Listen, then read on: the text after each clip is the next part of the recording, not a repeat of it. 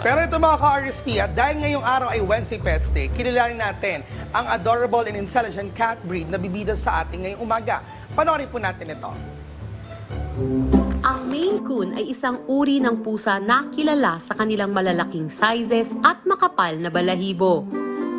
Sila din ay kadalasan na tinatawag na dogs of the cat world dahil sa kanilang malambing at malumanay na personalidad.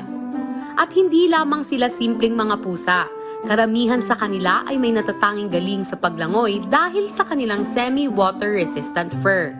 Kaya naman this morning ay kilalanin natin ang adorable cat breed na Maine Coon at alamin ang proper ways kung paano nga ba sila aalagaan. Dito lang yan sa Wednesday Pets Day.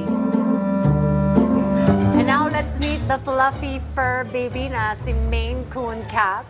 Kasama ang kanyang fur dad na si Zaide Javil. Magandang umaga po. Tama po ba ang aking pronunciation? Good morning po. Zaidi Havili po. Havile. Ayan. Sa Saidi, maaari mo bang ikwento sa ating mga ka-RSP kung paano nagsimula ang iyong journey bilang fur dad ng cat breed na Maine Coon? Laki-laki niyan eh. Laki-laki. Yes po. Actually po, before sa lumang bahay namin po, meron na talaga kaming mga pusa. Post-spin pa lang dati yun. Okay. And then lumipat po kami ng bahay and then hindi po namin sila nadala. So, but we have a lot of dogs, mga golden retrievers and Great Dane. And then one time na we lost one of our dog and then nalungkot sa family and then I decided to have our first Persian cats. And then because I have a giant dog like Great Dane, sabi ko why not I will have also a giant cat. And then I finally meet a reputable breeder na Russian na I had my first Maine Coon sa kanila. And then after that, I decided as well to import more female Maine Coon sa Russia.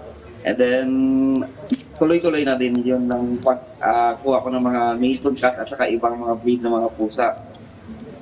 In fairness talaga nag-set up ka ng kanilang lugar kung saan sila pwede maglaro at magkulitan. Pero we all know na iba-iba ang personality ng mga pusa. Ano ba yung traits na kakaiba sa mga alaga mo Maine Coon cat compared sa ibang mga breed ng cats?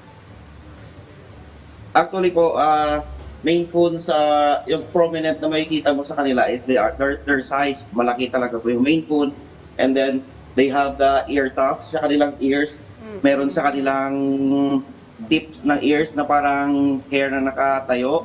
And then pwede rin silang magkaroon ng mga extra toes. At sa mga kulay naman, maraming kulay. Yung Maine Coon, almost lahat sa kanila doon is makikita. And then maliban doon is yung Maine Coons are mahilig sa mga tubig. They love to play sa water and then yung Maine Coons din and they have this specific facial expression na parang human-like yung sinasabi nila. And then yung Maine Coon po, isa sa mga breed na kalmado and then they can play around with kids. At saka trainable, very trainable yung Maine Coon na they are even called the dogs of the cat world po. Saka I set up a house sa kanila because I wanted to separate the males and females po. So saka yun, nandito po ako sa mga females na house ng mga cats. At saka iba't ibang breed, meron mga ibang klaseng maliban din sa Maine Coons. So that I don't want to have them mated if it's not planned po. Kaya that's the reason why po. Okay, yung nakikita namin ngayon, British short hair yung nasa likuran mo, tama? It's a British hair po. Okay, British short hair. Okay, And, nasan some of ngayon, the Maine Coons nasan are- si Maine Coon at saka ano yung name niya? Anong pangalan ng Maine Coon? Pwede mo ba siyang buhatin? Awin Alvin. Gusto ko siya makausap, kung pwede lang. Ako nakakausap sa'yo, Audrey. Ayun. Ayun. This is Ako, sabi mo na, Audrey. female Maine Coon. She is Charlotte. Si Charlotte. Actually, the size of the female, hindi naman yung kanilang tip of ears. They have like this type of hair and then they have a square jaw. If you can see, yan yung mga distinct na mga itsura ng mga Maine Coon na mas malaki kaysa sa ibang pusa. Oh. At saka, These are the female ones. Yung isa pa this is also Peach. This is female Maine Coon. She's from Russia as well. Parang behave tignan. Yeah. Pero pag iniwan mag-isa sa bahay ninyo, Mahal ka ba sila ng lahat. mahal ka ba ng mga pusa mo? Oo naman, definitely. Kasi ako yung pusa ko, pag after kumain, parang wala nang pakialam sa akin eh. Kasi sila yung boss. So parang sila yung boss nga, parang nakikitira lang ako sa bahay May namin. mga social media pages ka ba na pwedeng i-follow? O like ng ating mga KRSP? Can you repeat, please? Meron ka bang social media pages para makita namin yung mga photos pa ng mga alaga mong pusa? Yes po. Actually po, my social media sa page po sa Facebook it's called Sinbad the Seafarer, and then Skipper Tom Cattery po.